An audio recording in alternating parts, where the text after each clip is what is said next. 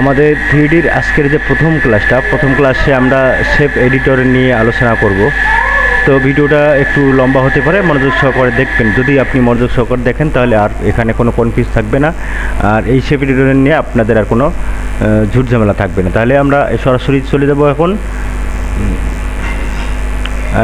সর্বপ্রথম আমাকে এটাকে রেজুলেশনটা হাই করে নিতে হবে। তাহলে আমি মডেলে যাই, মডেলে যাওয়ার পর অ্যাডজাস্ট রেজুলেশনটাকে হাই করে দিব এখান থেকে, অ্যাপ্লাই, ইয়েস। সেম প্রসেসে আমরা যদি 18তেও করি একইভাবে করতে পারবো, কোনো সমস্যা নেই। এখান থেকে রেজুলেশনটা হাই করে নেব, আমরা দুটাতেই দেখবো একসাথে, যাতে কোনো সমস্যা না হয়। তাহলে অ্যাডজাস্ট রেজুলেশন,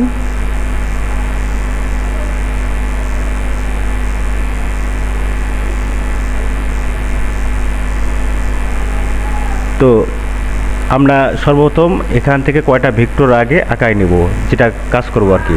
তো এইরকম আমি এর আগে উইন্ডোজ দিয়েছি, তো এই কারণে এই সমস্ত এখানে অনেক কিছু মিসিং আছে। তো এটার উপরে রাইট বাটন ক্লিক করলে এই সবগুলো টুল আমার এখানে পিন আপ করা আছে। তো আমি পিনটাকে এখান থেকে ছুটাই দিব।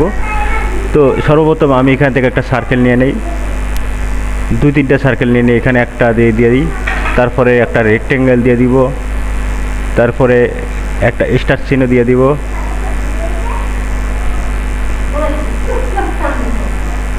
স্টার্ট দিয়ে দিলাম। আচ্ছা, এবার আমরা এই তিনটাকেই ধরেই 4টা দিকে দিয়েই কিন্তু আমরা কাজগুলো বোঝার চেষ্টা করব। এখানে এটা পেশ করে দিই। Subscribe to our channel and press the bell icon.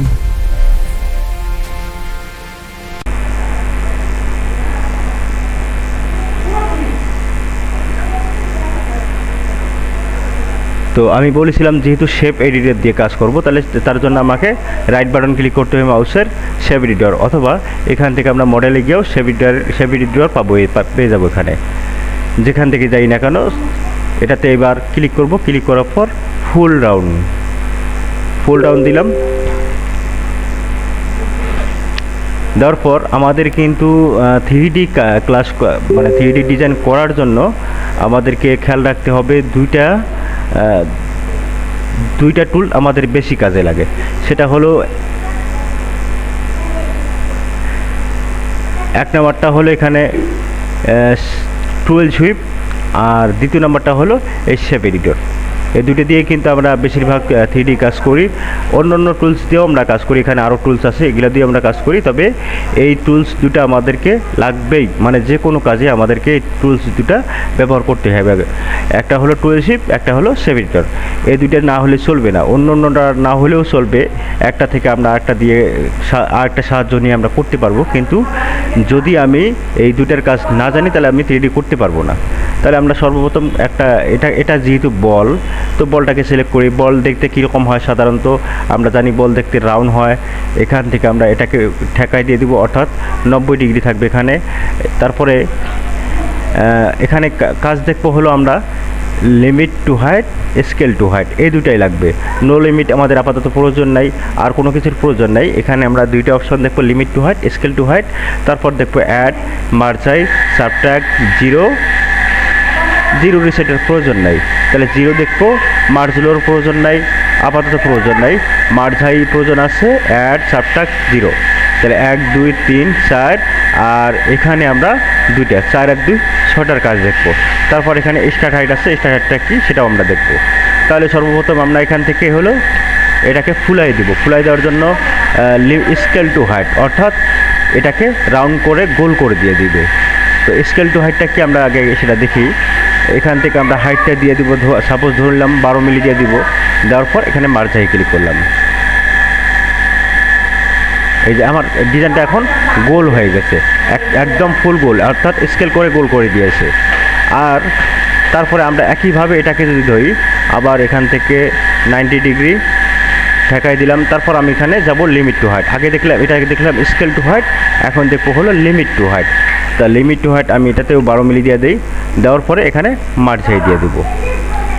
আচ্ছা, স্কেল টু হাইট আর লিমিট টু হাইটের মধ্যে তফাৎ, স্কেল টু হাইট আছে ফুল গোল, আর এটা আছে সাইড দিয়ে গোল আছে, মাঝখানে ফ্ল্যাট আছে। সাইড দিয়ে গোল, মাঝখানে ফ্ল্যাট। ফুল গোল আছে এটা, সাইড দিয়ে গোল আর মাঝখানে ফ্ল্যাট। আমরা 3D ভিউ করে দেখি একটু।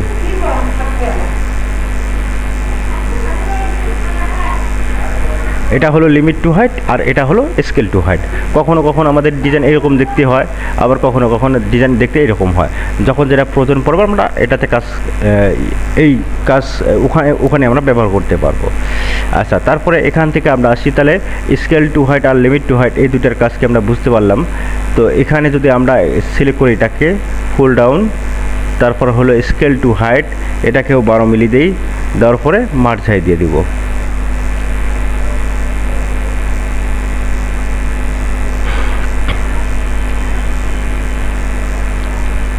এই যে ডিজাইনটা দেখতে এটা ঠিক একটা বালিশের মতোই হয়েছে। যদি কখনো কোনো ডিজাইন এরকম দেখতে হয় তাহলে আপনি এটা কাজে লাগাইতে পারেন। আমরা এই ডিজাইনটা দিয়ে আমরা অনেক সময় ফোম করে থাকি, তাহলে ফোমে এটা দিয়ে করা হয়। ওয়ালাইকুম আসসালাম। ফোম এটা দিয়ে করা হয়, তাহলে আমরা ফোম করে থাকি এটা দিয়ে। ফোম কখনো যদি প্রয়োজন পড়ে তাহলে আমরা এটা দিয়ে করতে পারবো। আচ্ছা, তাহলে এখন আমি চাচ্ছি যে এটা এরকম যেন ফুল রাউন্ড না হয়, এটা যেন লিমিট টু হাইট অর্থাৎ লিমিটের মতো লিমিট থাকে। কন্ট্রোল জেড, তাহলে ব্যাগে যাব, এটাকে ক্লোজ করে দিই, কন্ট্রোল জেড, ব্যাকে চলে গেলাম, সিলেক্ট করলাম right button click, shape editor. তাহলে আমরা এটাকে দিব limit to height, limit to height 12 milli, merge হাই। রুমে যাও, রুমে ফ্রেশ ট্রেশ হয়ে খাওয়া দাওয়া করে নাও, যাও। জিয়াদ, খাওয়া দাওয়া করছো? হ্যাঁ, কোথায় খাওয়া দাওয়া করছে? হ্যাঁ, ঘুমাও, আজকে রেস্ট নাও। আচ্ছা, তাহলে আমাদের এটাও লিমিট টু হাইট, এটাও লিমিট টু হাইট, আর এটা হলো স্কেল টু হাইট। কথা বুঝাতে পারছি? Scale to height, limit to height, এটাও লিমিট টু হাইট। আচ্ছা, তাহলে আমাদের এবার এই স্কেল টু হাইট আর লিমিট টু হাইট এই দুটোর মধ্যে তফাৎটাকে আমরা বুঝতে পারলাম। এবার যাব আমরা এটাতে স্টার চিহ্ন। তো উপরের কাজটা আমাদের হয়ে গেল। এবার আমরা এই পিরামিড যেটা আছে স্কোয়ার, সেটাতে আমরা দেখব এটা দিয়ে কী কাজ করা যায়। এটাতে ক্লিক করলাম, ক্লিক করার পর এবার আমি যাব হলো সরাসরি লিমিট টু হাইট। এখানে হাইট সাপোজ 12 মিলি দিয়ে দিই, 12 milli, merge high.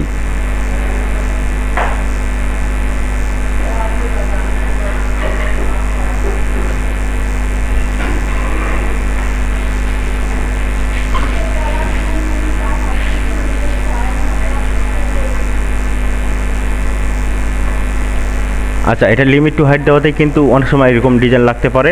Limit to height দেওয়াতে কিন্তু মাঝখানটা একদম ফ্ল্যাট হয়ে গেছে আর সাইড দিয়ে একটু গোল আছে। তো আমি চাচ্ছি এটা লিমিট টু হাইট না দিয়ে আমি স্কেল টু হাইট দিয়ে দেখি কীরকম হয়।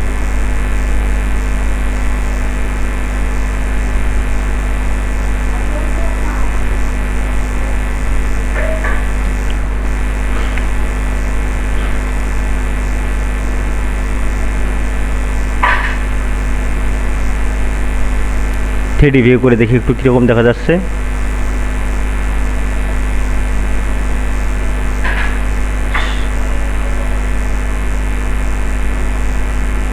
এটাকে অফ করে দেই, ডিজাইনটা একটু বড় হয়ে গেছে তো এই জন্য বোঝা যাচ্ছে না। ঠিক দেখতে এই পিরামিডের মতোই দেখা যাবে। এটা হলো আমাদের স্কোয়ার। আচ্ছা, এবার আমরা এটাকে আরেকটা জিনিস ব্যবহার করি।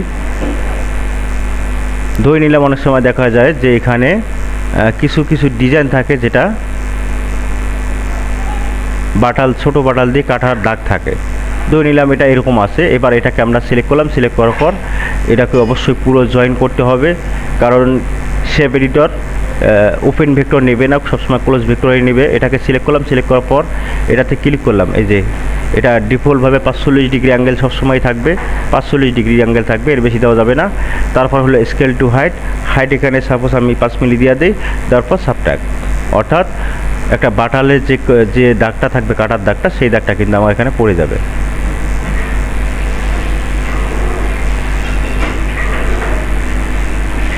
এই বাটালের দাগ থাকে, এরকম অনেক কিছু দাগ থাকে, অনেক ডিজাইন এই ধরনের দাগ থাকে, তো সে দাগটা পড়ে যাবে।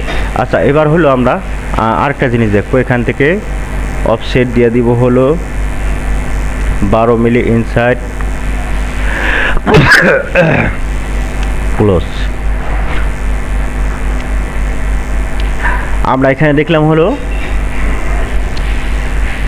Limit to height, scale to height, এই দুটো দেখেছি। আর এখানে এখন দেখবো হলো অ্যাড দেখবো, তারপর হলো সাবট্রাক্ট দেখবো, 0, মার্জ হাইট। মার্জ হাইট আমরা দেখেছি। তাহলে এখান থেকে আমরা 8টাকে কপি করে সাইডে রেখে দিই, এই যে সাইডে রেখে দিলাম, আবার বোঝার জন্য 8টাকে এখানে সাইডে রেখে দেই। আচ্ছা, এবার এই ভেক্টরটাকে সিলেক্ট করলাম, সিলেক্ট করার পর ফুল ডাউন থাকবে, এটাও ফুল ডাউন থাকবে। স্কেল টু হাইট সাপোজ এখানে 5 মিলি, আমি এটাকে অ্যাড দিলাম। অ্যাড কি, একটা ডিজাইনের উপর আরেকটা ডিজাইন ভেসে উঠবে। আমি যদি দেখাই, একটা ডিজাইনের উপরে আরেকটা ডিজাইন, এটা আছে হলো আমার 12 মিলি, আর উপরে আমি এখন যে 5 মিলি দিলাম সেই 5 মিলিটা উপরে অ্যাড হয়েছে। আচ্ছা, এটাকে যদি আমি কন্ট্রোল জেড দিই, কন্ট্রোল জেড দিয়ে এটাকে যদি আমি সাবট্যাগ দিই, তাহলে এটা ওই রকমভাবে গোল হয়ে যাবে, ডাউন হয়ে যাবে, মানে খোল হয়ে যাবে আর কি। এটা এখন কিন্তু ডাউন আছে, ও আগে ছিল উপরে ভাসানো, এখন আছে ডাউন। আচ্ছা, তারপরে এখান থেকে যদি আমরা 0-তে ক্লিক করি, তাহলে মাঝখানে যে অংশটা আছে সেই অংশটা 0 হয়ে যাবে, অর্থাৎ রিমুভ হয়ে যাবে। Control Z. আর এখানে যদি আমি মার্জাই করি, মার্জাই করলে কিন্তু এই ডিজাইনটা এখানেই আছে, কিন্তু বুঝতে পারতেছি আর না আমরা। তারপর মার্জ লো যদি করি আমি, তাহলে এখানে কী হবে, গর্ত হয়ে যাবে। এটাও আমাদের কখনো কখনো প্রয়োজন পড়ে, কখনো প্রয়োজন পড়ে না, খুব কম পড়ে। তারপর এখানে হলো 0 রিসেট, অর্থাৎ সব ডিজাইন এখান থেকে চলে যাবে, এই ভিতরের অংশটুকু রাখবে আর বাকি সব ডিজাইন চলে যাবে। তাহলে আমাদের 0 রিসেটের প্রয়োজন নাই, আমরা শুধুমাত্র দেখবো 0। তো 0 আমি কিছু অংশ রিমুভ করতে চাই, তো ধরে নিলাম আমি এই যে এই ভেক্টরের ভিতরটা আমি রিমুভ করব, তার জন্য আমি এখানে 0 করলেই এটা চলে যাবে। Control Z. আবার যদি চাই যে না, আমি বাইরের অংশটাকে এই দাগের বাইরের অংশটাকে 0 করব, তাহলে এই দাগটাকে সিলেক্ট করব, তারপর এখানে একটা ভেক্টর নিতে হবে অবশ্যই। আবার ভেক্টর নিয়ে আবার যদি এখানে 0 করে দেয়, তাহলে বাইরের অংশটা আমার চলে গেল। Control Z, 0। আচ্ছা, এবার হলো 0 রিসেট। যদি 0 রিসেট দেই, এইটুক জায়গা রাখবে, আর এখানে এই পেজের মধ্যে যত ডিজাইন থাকবে সব ডিজাইনগুলো চলে যাবে। তাহলে আমরা 0 রিসেটের দরকার নাই, নতুন অবস্থা ভুল হবে। তাহলে আমরা যেটুক জায়গা রিমুভ করব সেই জায়গাটুকু সিলেক্ট করব, এই দুইটা ভেক্টরই সিলেক্ট করব, সিলেক্ট করার পর 0 করে দিলেই আমার বাইরের অংশ যাবে। আবার যদি আমি এটাকে ভিতরেরটাকে 0 করতে চাই, তাহলে এখানে 0 করলে ভিতরেরটাও চলে যাবে। আচ্ছা, তাহলে আমাদের এখানে 0 সাবট্যাগ দেখলাম, 0 দেখলাম, মার্জাই দেখলাম। মার্জাইটা হলো, এখানে আমি আরেকবার মার্জাইটাকে বুঝাই। শেপ এডিটর তো আছে অলরেডি, ফুল ডাউন, স্কেল ফাইনাল হাইট 12 মিলি দিয়ে দিলাম, দেওয়ার পর এখানে মার্জাই দিই। তো মার্জাই দিলে কিন্তু একটা ডিজাইনের সাথে একটা ডিজাইন মিশে গেল। যদি আমি অ্যাড করি তাহলে কীরকম হবে দেখি। স্কেল ফাইনাল হাইট 12 মিলি, অ্যাড করলে এই ডিজাইনটার উপরে একটা ডিজাইন উঠে গেল, এটা দেখতে খারাপ দেখা যাবে এবং ডিজাইনের হাইটটাও অনেক দূর বাড়বে। এবার এখন দেখি আমরা একটা ডিজাইনের উপর একটা ডিজাইন উঠে গেছে, যখন মার্জাই করছে মিশে গেছে, আবার এটাকে অ্যাড করছি, এই ডিজাইনটার উপরে উঠে গেছে, তাহলে এটা ভুল, এটা হলো সঠিক। অ্যাডের প্রয়োজন আছে, কখনো কখনো আমরা অ্যাড করব, কিন্তু কোনো ডিজাইনের উপরে একটা ডিজাইন যখন উঠবে তখনই সেটা অ্যাড হবে। এটা ডিজাইনের উপরে এই ডিজাইনটার উপরে কোনো ডিজাইন উঠবে, তখন সেটা অ্যাড করতে হবে। আচ্ছা, এখন আমাদের এখানে দেখার মতো আর কিছুই নাই।